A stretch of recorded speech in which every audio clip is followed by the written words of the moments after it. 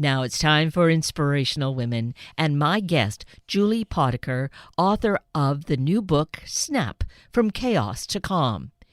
In our world today, I know we can think of many times when we would want to know how to handle a challenging experience.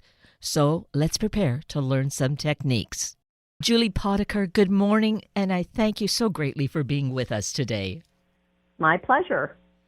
And thank you also for this wonderful new book that we have as, I feel, a companion, a guide, a support in these great times of need that we're living in. The book, Snap, From Chaos to Calm. And it is really like a great workbook, a manual to pick up at a time that we might be feeling the burden of something. And you have multiple chapters that help us along to be mindful in terms of dealing with these different strifes that can arrive in our life. So for that, I'm grateful. Thank you for writing this wonderful book, Julie. Oh, that's so nice to hear. So it's basically about managing your nervous system when you feel activated by anything. So anything that doesn't feel like joy, you feel dysregulated, you feel afraid, anxious, grief-stricken, whatever it is, you can use Snap to calm your nervous system in any situation that feels bad. And that's essentially then such a simple formula of using something that is just us, Snap, rather than feeling like we have to go somewhere or we have to take a pill for it. I certainly like to use something that is more natural and just is me. So to break it down, because it's just a simple acronym. Exactly. So the thing that you just said about have to go somewhere or do something, that you might want to do when you get to the A in Snap, which is where your toolbox is. But the very first thing is soothing touch, and that's just you putting your hands on your body. And it might be your chest or your belly. You might be cradling your face or hugging your arms. But when you put your hands on your own body in a loving way, oxytocin and endorphins get released from your brain into your body to downregulate the cortisol and adrenaline that happens when you feel activated and you go into fight, flight, freeze, faint. So you immediately start calming that down by just your own hands on your own body. You don't need another human, which is miraculous. I'm doing that right now, and I think, gosh, how does it feel? Yeah, it feels soothing. Feels soothing. Yes. And that's why they call it soothing touch. And when we're teaching men, we call it supportive touch. So sometimes when I'm guiding a meditation, I say, place your two good hands on your worthy body in your soothing and supportive touch area, which might be, and then I do a run through of all those different body parts. Mm-hmm. But if you're like at work and you're in the boardroom and you're feeling really nervous or upset, you're in a meeting with your boss or your colleagues or whatever, you can just place one hand in the other hand in your lap, and it'll still work. So it's kind of a miracle. It's called mammalian caregiver response, because when a baby cries out and gets picked up by the adult, that feel-good hormone gets released in the baby and in the adult. So that's the S in Snap. Then the N is name the emotion. So what you're doing when you name the emotion is you're giving your prefrontal cortex, which is behind your forehead, a little more time to come online because it's sort of got hijacked in the fight, flight, freeze. So maybe a dozen seconds, 14 seconds, you're doing the soothing touch, then you name it. It's starting to come online so that you can make a more skillful response. Also, when you're naming it, you can make space around it mentally. So I'm not anger. I feel anger arising. I'm not anger. I'm not anxiety. I feel anxiety arousing. So that's even a good way to characterize it so that you feel less flooded by it. So you've done the soothing touch, you've done name the emotion, and then the act for A is, what do I need to hear right now? And you tell it to yourself. That's the penultimate mindful self-compassion question. So if it's, let's say, fear, you can actually look around your environment and realize that you're safe. You might be feeling fear, but actually you're safe right now. And then the second part of A is, what do I need to do right now to shift my mood? Because you have control over that.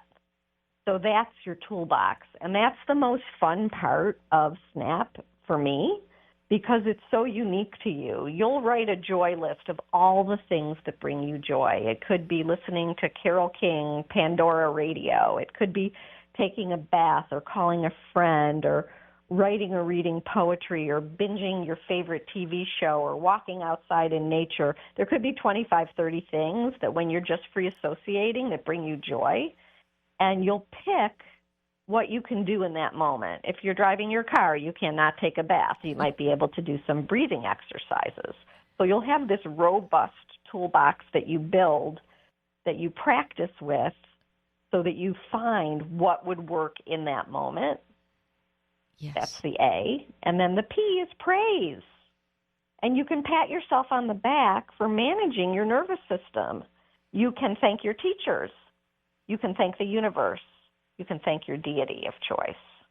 So that's SNAP. And when I teach it, I do these hand and arm motions so that people code it into their brain easier. It's kind of, my husband said, it's like the hokey pokey.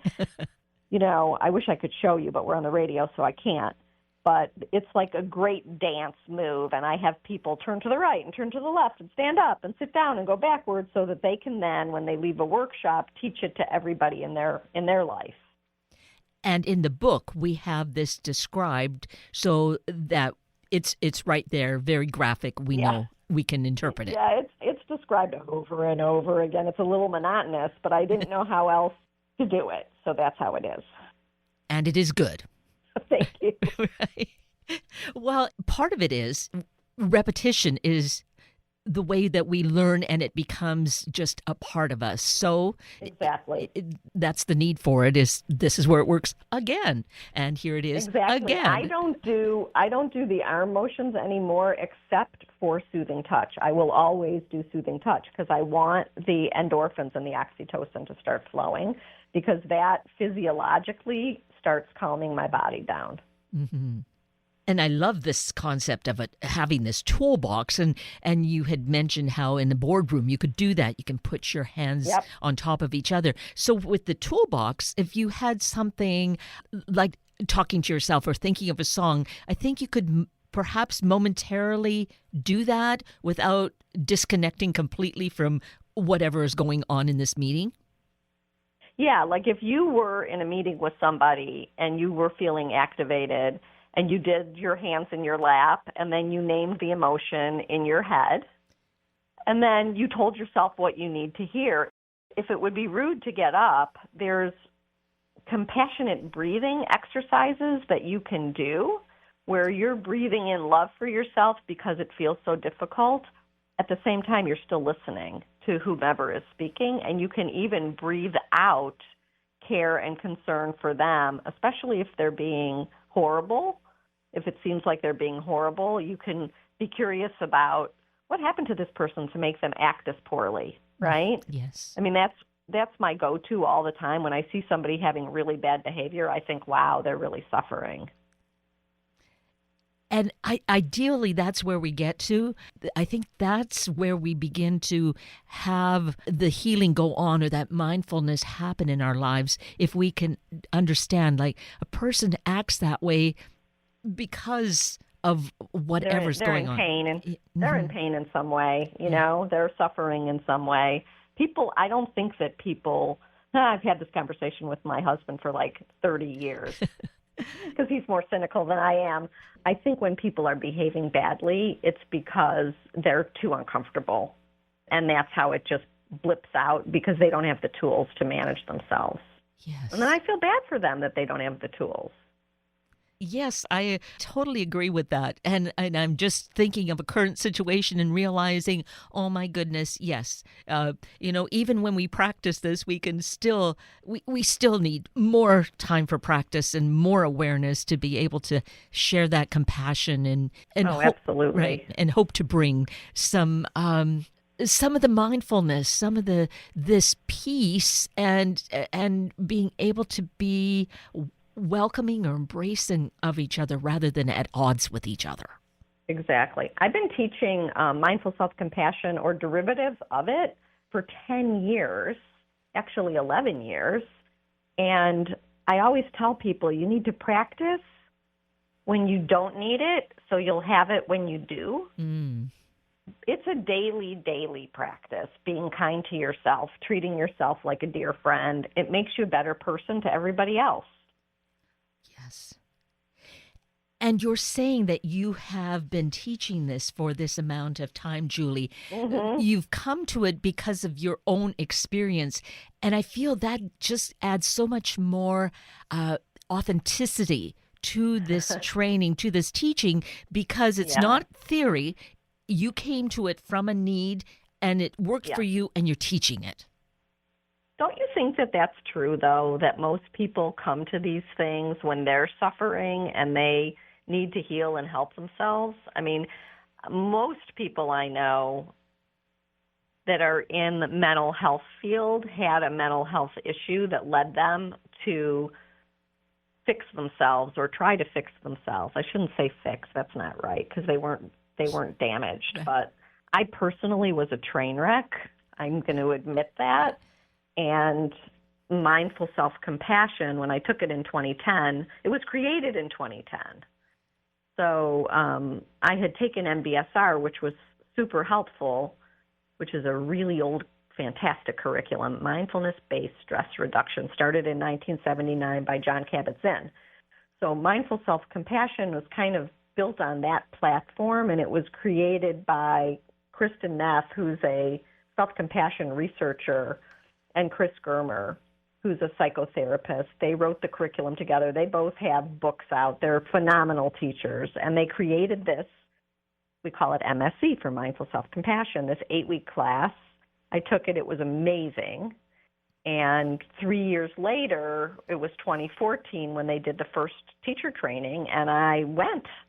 And there were 52 of us, 49 therapists, me, a recovering lawyer, and a physical therapist. And I know that all the therapists, you know, the majority of them probably aren't MSC teachers. They're using it in their clinical practice. Some of them are teaching it on the side, you know, like in their office in the evenings or on the weekends or whatever. So, but it's a wonderfully healing curriculum that I have since adapted to make workshops, to make shorter courses, whatever. And the guts of it are mindfulness, because you have to know you're suffering to be kind to yourself. And then self-kindness is the second pillar. And the third one is common humanity, which is really important because we're all, however many billion of us, 7.5 billion. How many billion of us are there? I think actually? It's 7.5 to 8, I think, is right where we are. Yeah. So somewhere in there, all these people want to be seen, heard, and loved. They all want to be safe and free from suffering, and they all suffer. So if you can feel that truth when you bump into other human beings, you'll be more gentle. Yes. And we take a deep breath and take that in. And it starts with ourselves. Yeah. Yes. It has to. Mm-hmm. It really has to. And it will, well, as you said, it's usually bumping into something that makes us aware, like, this is where my pain is, and I just don't want to go down this road anymore. I desire healing.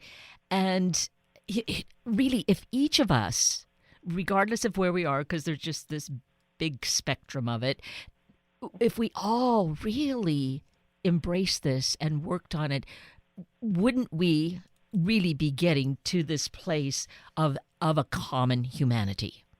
Yep. Yes. You know, we were chatting a little bit before the show started about what's going on in America, and I'm just putting this sort of like right in front of my forehead. when I talk to people who voted differently than I did, so that we can find what our values are, what our issues are, because we all want to be safe and free from suffering, all of us. Mm-hmm. So it's good. It's good to be able to talk to people like they're not monsters. Exactly. And it starts with us. We're the only ones that we can have any kind of control or responsibility over. So Bingo. we do have that kind of power then to do what we can, to learn to be the best we can be, to be that agent of change. Exactly. Right. And Yeah. it might be true that you can't talk about some things, but you certainly can choose topics where you'll find common ground. Mm-hmm. Because I've done it. And you have been successful. Finding the other person as human. Yes. And you actually do have a chapter devoted to that in Snap, From Chaos to Calm. So that here we can find a way, a guiding tool to how to approach this if we say, no, I couldn't. Some people may say that, like, oh, no, that just won't work. Well, of course it won't if we have that attitude, but if we're receptive, right, Julie? If we are open But here's the thing. You have to be more than receptive. You have to learn how to calm yourself down. Ah, yes, okay. Because if you go into, a family dinner where you know that there's going to be people that are let's say you're far to the left and they're far to the right, and you already know that neither of you are moderates. If you go in there without knowing how to calm yourself down, without knowing how to breathe in for yourself and out for them, without knowing that you should get up and excuse yourself to go into the powder room and take a beat, take a few conscious breaths, breathe in for yourself, breathe out for yourself, breathe out longer than your inhale so that you lower your heart rate and your blood pressure. I mean, there's things you can do. Drop your attention to the soles of your feet while you're walking. You have to take care of yourself. Mm-hmm. So I wouldn't go in to a conversation that you know is going to be explosive without having any tools to take care of yourself. So again, here's where we are really fortunate these days because we have this new book, Snap, From Chaos to Calm, to help us with a lot of directions. I could have used this many years ago. I'm going to say 8 to 10 years ago, Julie, but I didn't have it. And when I think back to having that kind of confrontation, even though I was even then thinking of myself as this calm, loving being, I did not react well. And then I was not happy with myself. I thought, I didn't accomplish anything for me, nor did I do anything constructive for the other person. And it is not good. I don't think any of us then feel really... Yeah, nobody feels good behaving badly. But then the self-compassion practitioner in me would say, don't beat yourself up. That you lost your composure, you're just human. And many people in that situation would have behaved just as poorly. So you'll do better next time. Don't feel shame. Don't feel embarrassed. Love yourself. Own it that you didn't respond as well as or as skillfully as you had hoped, and perhaps next time you will. And that is a key, yes. To be aware of that and say, okay, I need to learn how to respond better, in a better way. Right. You're responding skillfully instead of reacting, because your amygdala is that primitive part of your brain that's always going to want to be the thing that shoots out your mouth. And you keep your lips closed and do your tools so that doesn't happen, and you calm down, and then you make a more skillful response. Yes. See, that is is beautiful. It's really honoring of self, and it really shows respect. We need that respect for each other as well. Yeah. Yeah. Yeah. We also, talking about what we had prior to having this conversation that we're recording, is that we talked about right now those horrific wildfires that are destroying so much of LA, and how people are responding, and how we can really do something constructive here. And I love the way that you approach this, Julie. So I appreciate that you appreciate it, and it's a hard one approach. And what I do is keep coming back to doing what I can, where I am, with what I have, and not allowing video footage of disasters into my eyes, because then they go into my brain and into my soul. So, of course, I'm going to know what's going on. I'm going to read the news, and then I am going to share how you can help. I'm going to share the links, which is what I've been doing in my social media, to the American Red Cross and to the LA Food Bank. And I mean, there's a really long list. So I won't say all of them, but the different emergency fire shelters and the Fire Foundation and Baby to Baby. So that's what I've been doing. And when people feel overwhelmed, I've been telling them, do what you can to help. It'll give you a little feeling of control, and please stop watching. And if it's your family that's being evacuated, of course, you're in touch with them. And if their house burns down, how horrifying. They're living in your house most likely, and that's what's going on around here, because a lot of us have family members up there and friends up there. So because San Diego, where I am, is only 2 hours south. Yes. So, so I don't think that it should. I told you I have a girlfriend that canceled her husband's birthday dinner, and she's shattered basically. And I just don't think that that's helpful or healthy for herself and for her loved ones, because she's not in the fire. So she can be the best person she can be to support the people, her loved ones that were evacuated. But not being able to get out of bed doesn't help anybody. No. Does that sound harsh? Not at all.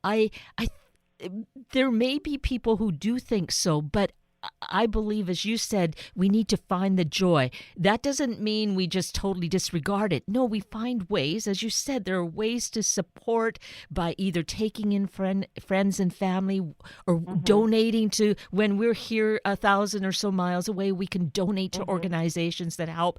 But we can't just all be doom and gloom, because then that brings all of the energy down. We still have to experience and bring joy into the world to really keep that balance there. Yeah, I think it's our responsibility to constantly try to find the glimmers, find the joy, and to sit in a place of gratitude. And it's pretty easy to sit in a place of gratitude when it's not your house burning down. You can feel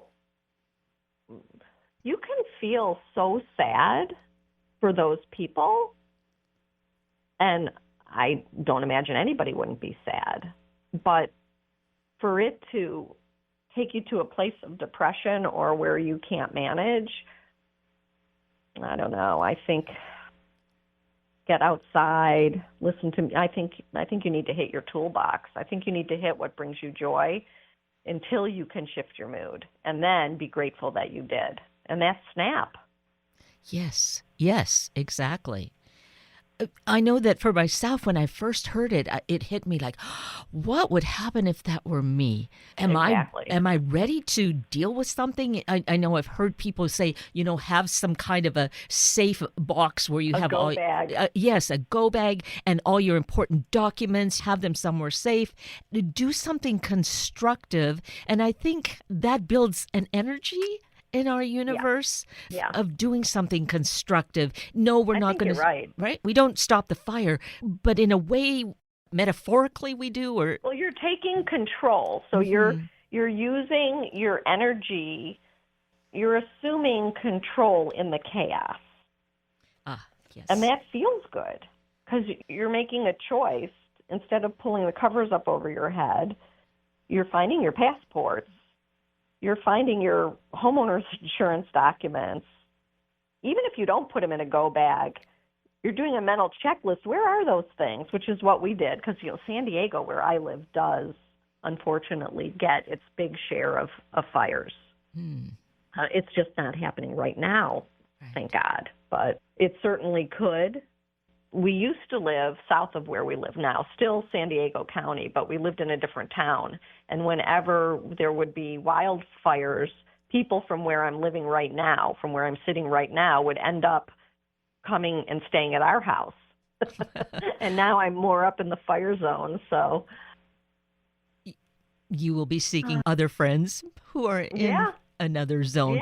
But hopefully, too, it won't come to that, at least not soon. I hope not. I mean, these are the things that we can't control, but worrying about them or ruminating on them, which is the time travel thing that people naturally do because their brain is primate, right? So they're wired to worry and they're wired to ruminate.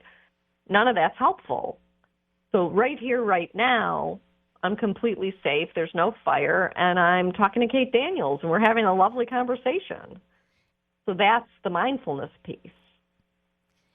And if nothing else, making the decision, if we tend to be someone who goes down the doom and gloom pathway, make a decision to aim to not be there as much. Find this book to find ways to really come out of it, and we can change. I mean, we as human beings have that power to make a change and become. It just takes practice. That's all it is. I was a depressed person, and I haven't been depressed for I don't know how long, 10 years maybe. I mean, a long time, so long that it seems like it was a different woman. And that's why I feel that what you are teaching is so authentic, because you're demonstrating how possible this change is and how life-giving and invigorating it is for you. Yeah, exactly. Right. I used to call myself the poster child for mindful self-compassion. Well, of course. Why not? Why not?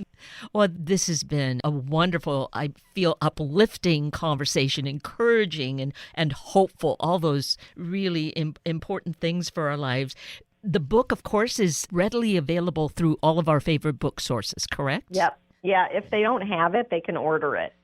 Perfect. At your local bookstore. Of course, it's also on Amazon. And it's on audio if people want to, if they prefer that, just like my first book is also on audio. And it's me reading it. Both books. I couldn't have somebody else read it. They don't want you to read your own book. They want an actress to do it. I couldn't have somebody else read my words. It was so weird to me to even think that. Yes. I can kind of see that for works of fiction, but not for something like this, which is you. You really, you need your emotions, your heart to convey it and come across. So I totally understand that. And then a website, Julie, right? Let's share that. So that's Mindful Methods for Life. So it's the 4 is FOR, it's written out. So Mindful Methods with an S. forlife.com. And on the website, you'll find, of course, the books. You'll find a free podcast. Wherever you get your podcast, there's a link for it there. And there's hundreds of guided meditations, each one with a poem at the end. And it's a lovely thing for you to do to start a meditation practice. And these are all, they're extemporaneous. They're not scripted, but they're all compassion meditations in one way or another, whereby you are doing a loving kindness meditation because scientists have shown that it makes people more altruistic if they're wishing other people well. So all those meditations are on there, and there's also kind of a library in the website so that you can see all of the books from all of my teachers and all of their newsletters, as well as my books. It's really a good learning. if you thought about it like a building, it would be chock full of good stuff. And all the blogs are in there too. There's a blog every month. So just everything we could want each day, we get that message. We want to be a better person. We want to do something differently. So it's there for us whenever we choose. And boy, you just told us, Julie, that there's so much content. Content, that's the word I couldn't come up with. Thank you, Kate. Content. Content. Good content. Life-giving content. Yeah. Well, you are just so amazing, so awesome, and I just greatly appreciate this work that you're doing and sharing some very concrete ways that we can make this happen in our lives and really work towards having this really better world that we know is possible. Amen. Well, Julie Potiker, it's been wonderful. Thank you so greatly for your time with us today. Thank you so much. Your work is inspirational. That brings us to the end of a very full hour of Inspirational Women with Julie Potiker and Sunday Morning Magazine with Paul Getzel. I'm Kate Daniels, your host, and I greatly appreciate your sharing this hour with me and these special guests. For details you might have missed or information you'd like to know, please just send me an email, kated@warm1069.com, and I will get right back to you. Also, if you'd like to listen again or share these important stories with your family and friends, find the podcast on our Warm 1069 webpage. Just click on the Listen tab, then Podcasts, then either of the show names, and then look for the guest names. I now wish you and your family a day of sharing compassion, of opening our arms and hearts to each other. Have a week of the same, and then please plan to join me again next weekend for another hour of Sunday Morning Magazine and Inspirational Women on Warm 1069. Good morning.